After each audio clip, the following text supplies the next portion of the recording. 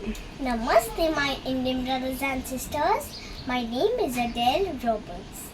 I am 7 years old. I am going to talk about Independence Day of India. India was declared independent from British rule on 15th of August 1947.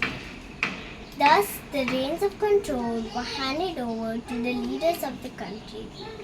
This year, 2023, we will celebrate the 77th Independence Day of our country. This day marks the end of 190 years long British rule in our country.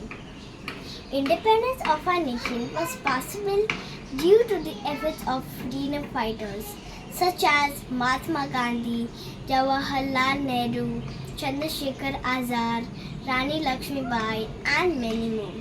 We bow in respect to all men, women, and children who made enormous sacrifices to make this day possible. Every school, college, and society hoist the tricolor flag, sing the national anthem, and celebrate in different ways. The government officials have a big parade with the Prime Minister's speech. The entire nation pays their due respect to this day by coming together as one community. I am proud to live in a free country. A happy Indian child. Jai Hind.